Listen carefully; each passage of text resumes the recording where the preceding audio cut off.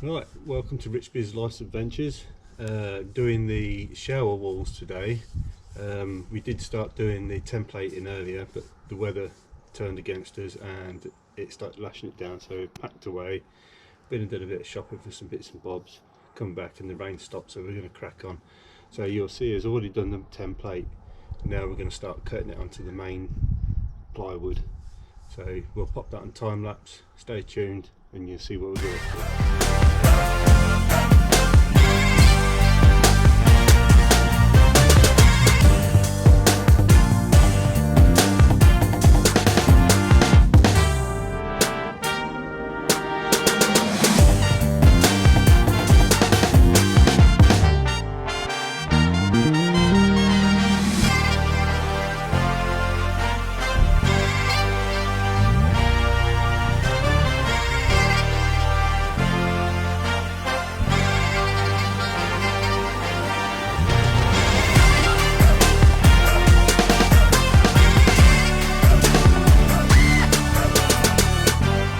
Right, so we've got that cut out using the template. What we've done is we've put it back in there, put the seat next to it, and we've marked where the seat is. And the overhead cupboards are going to come roughly. Because now we're going to start routering in grooves to make it look like tongue and groove.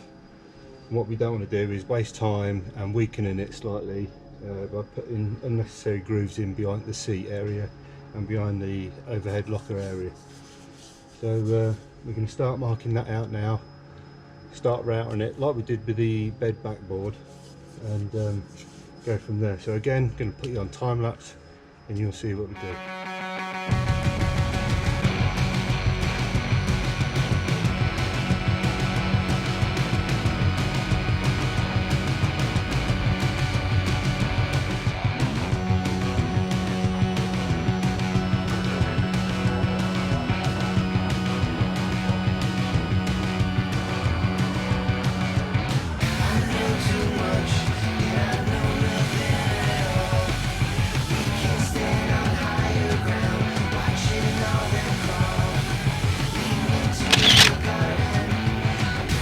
Okay, so we got the second wall cut in. I'll just take you a bit through what we've done. We've routed that out to make it look like tongue groove. As it gets painted, it'll look more effective, a bit like on the other panelling. You can see what I mean now by the not worrying about where the seat is and stuff like that. That's all going to be secured. I'm changing the lights in the next few days to different ones that do proper white, because these are a bit of a blue white and I don't really like it. These are RGB and we're going for RGB WW, which has got a totally separate LED that does white, so that'll be proper white, and the RGB ones do the green and blue. Now regarding where it's in the shower, the roof is going to have hygiene board over it. And what I'm going to do is gaffer tape over that and then hygiene board over it as well. And what that'll do then is it'll block out the lights that are in there. The only reason why I took the light all the way through is because I wanted whatever it does this side to whatever it does over the bedroom, I wanted it to be as if it was continuous. So that's what it does. Right, regarding this side, inside the shower, pocket screwed, not screwed, it's not secured yet, but pocket hold the wood all the way down the back. That'll get secured to the side of the van. Then a little bit to the floor, but I know from there on, from here, the pipes start. So I don't screw down there in case I hit a pipe in the underfloor heating. So there's going to be a timber frame in here for the shower anyway, which will get no nails down, and then this will get screwed into the bench seat, the other side there, and that will secure the bottom, and that's all going to be secured down as well.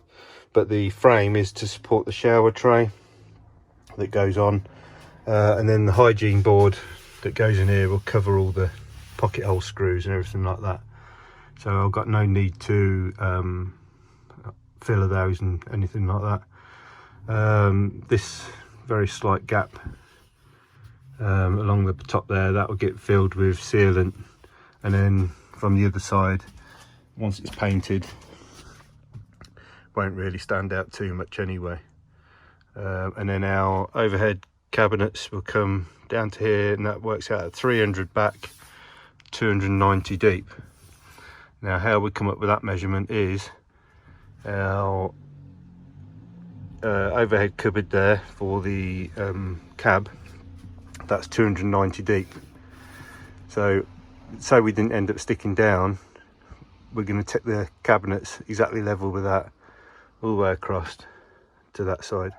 Now regarding the 300 measurement deep, we just didn't want to go much bigger so that you didn't bang your head when you sat down on the sofa. But me and Debbie quite happy with that. Are you happy with that, Deb? Very. She's not happy because she says she looks scruffy. But we are working on the van, so you're in your scruffs and stuff anyway. So then this side, it'll have another cupboard door here, and then here it'll have a bit of worktop going back there with a deeper cupboard going to that doorway. The bottom section will house all our recycling shower filters and water pump and accumulator, so that'll all be shower in the bottom. And then the front section of the bottom will have drawers, or we're thinking of like little tip out shoe things like you get from IKEA. So like triangular shaped drawers that just tip out by a hinge at the bottom. You put your shoes in, shut it, and then there'll be another one above that. So it's somewhere to store all our shoes. And then regarding this cupboard door here, I've got to trim that off level yet. We was going to have a tip down step, a bit like crafty blinders, but we think it might end up hitting this shower thing. So what we're going to do is we're going to build a step that comes out like a cupboard with quadrant shape steps in it, and then each step will have a lid on it, if my carpentry skills have led up to that. We'll have a lid on it so we can use them as laundry baskets and somewhere to keep, I don't know, whatever bits and bobs really. And then there'll be a section above the worktop space that will have some controls and switches in and so on. And then the rest of the cupboard will be purely for hanging space for Debbie's dresses and my shirts and whatever. So it'll be closed storage. But yeah, well happy with that. Next stage is now to take them out and get them painted. Oh, we've got a route at the back section of this bit. Routed that out, just back enough for it to go into the cupboard, so probably 12 inches or so of router in.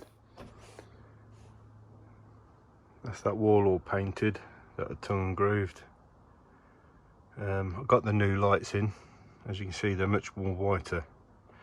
I'll show you what colour they was.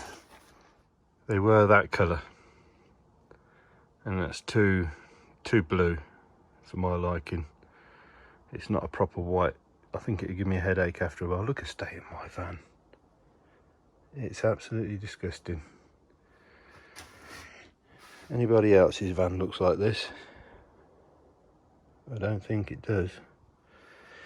But anyway, got that wall all painted and fitted in. I think it looks good.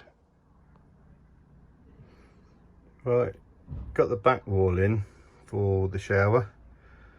That was a feat in itself because it's got a tuck up there behind the cladding, and it's got a tuck down behind the floor, so it's actually bigger than the space I've got, so you have to fold it to get it in. But anyway, I've done it in 2 sections. It might not look like it, but there's another section there. There's probably 8 inches to go, only because when that gets screwed back, leave a little void just behind here, and what I might do is either pack it with insulation or expanding foam, and then I'll put the other strip on when this wall goes in, Sorry, I've got it in the wrong settings. That's better. When I put this other wall in, it will leave a gap, and then what I'll do is I'll worry about insulating behind that at a later date, and then the hygiene board will cover the whole lot, and it'll all get sealed in the corners before and after. So what I'll do is I'll silicone that corner, and then when I put the hygiene board, I'll just silicone that corner as well, and then that will make it nice and watertight. I'll get that strip put in. At the moment this wall's not secured, so I'll get that wall secured. I didn't want to properly secure it until I knew what was happening with this, in case I needed to move it backwards and forwards at all, but it's bang on where it is. So tomorrow I'll get that secured, get that strip in, get the frame done for this, and then that's about it for the shower at the moment. Oh, what I have done is I've routed out a groove for my shower light to go in. There'll be one in the middle. Like I said, that's going to be covered, and there'll be hygiene board over all of that. Include that light there. I didn't want the fancy disco lights going through the shower. I wanted just a light in the shower, and that would do. The wires for the lights come through there, and that switch the fan on and the light. There'll be two separate switches for that. And then I'll get my hygiene board ordered up and make a start on getting that all fitted. I was going to insulate behind this, but that's absolutely solid. I don't think there's any need to do anything with that. That's all pretty good. Basically I just secured into that metal strip there, and again metal strip there, and then it's solid. There is a metal strip there that these screws go in, so I might put a couple up there just to secure that edge. There isn't a lot to secure this end, because it's where the window or whatever would be, so there's nothing up that end. So what I might do is figure out something to secure it a bit better from inside this cupboard. But I think once the front's onto the cupboard, the front's onto the shower, I don't think it's going anywhere. So it's not really supporting any weight either, it's only going to be holding the hygiene board. So it's not like it's got to be load bearing to hold anything back. This wall's absolutely solid, and it's going to be even more solid when the front goes on and anchors it all together square. So that'll do for tonight, and I'll crack on in the morning. Okay, so I've got the back panel all in. I've put a bit of sealant in the joints and the corners, put a bit of sealant in the screw holes. I'm just going to give them a quick sort of light sand down just to make sure they're not protruding, so it don't make the hygiene board stick all funny. I've got this vent that means I can shut it off when I'm not using it, and then when I want to use the vent I can do that and then switch the fan on. So that's that. As you can see, I started putting my heat ducting in. Now by this point, this far away from the heater, it doesn't get that hot. It's ABS plastic and it does withstand quite a temperature. By the time it reaches here, it's only sort of mid to late 20 degrees, and I have had it running for a few hours and it doesn't affect that piping. Now the only reason why I've gone for that piping is two reasons. One, I can't get 42mm for the love of the money in anything longer than 450mm when it's compressed, and it's about 900mm fully extended. And two, this is smooth on the inner bore.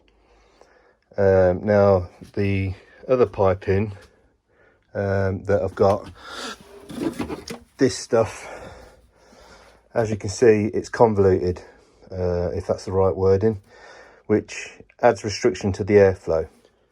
Not only that, it dents and bruises very easy.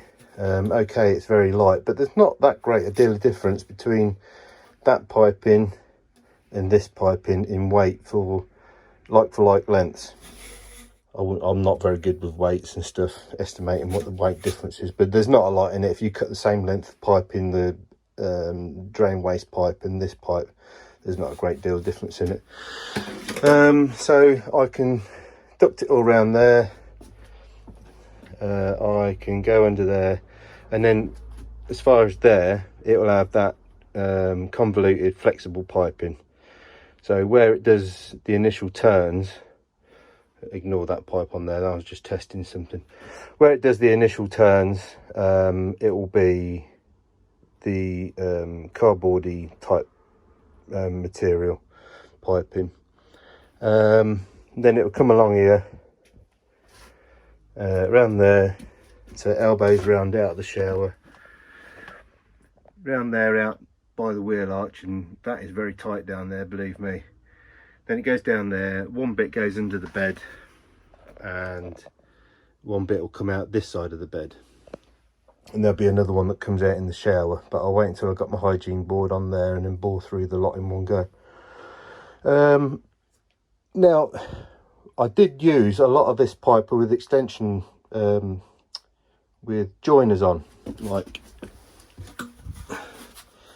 this bit, and I didn't really like the idea of it having these joiners on, but anyway, I did do it. And when it got, by the time it got to the back of the bed, there weren't hardly any air pressure coming out. Now with that waste pipe, because it's smooth bored, there's not a great deal of difference in pressure at one end to where it's shorter coming out under the seat. Because it's smooth, it's got less restriction. And I've tried my best to do 45 degrees instead of 90 degrees. The only one 90 degrees is that one there. And then it goes round through my battery compartment, or the hot water section, and then it'll have a little elbow just ducting it up at the side of the bed. So that about wraps up my shower wall build. The next stage now is to cut the shower tray and get that fitted, and then once that's in, I can then start with my hygiene board, covering the shower, and then making a front with the door. I'm going to order up a tambour door for the shower, but I don't want to order that until I've got the doorway cut. Only because you sort of order them to size, and I don't want to go and order the wrong size and then have to trim it down, things like that. So anyway, I'm waffling on again. That about wraps it up. So if you like what you've seen, please like, please subscribe, and please share. And if you really feel like it, hit that little bell icon and you'll get to see all our future videos. And on that note, we'll catch you on the next one. Bye.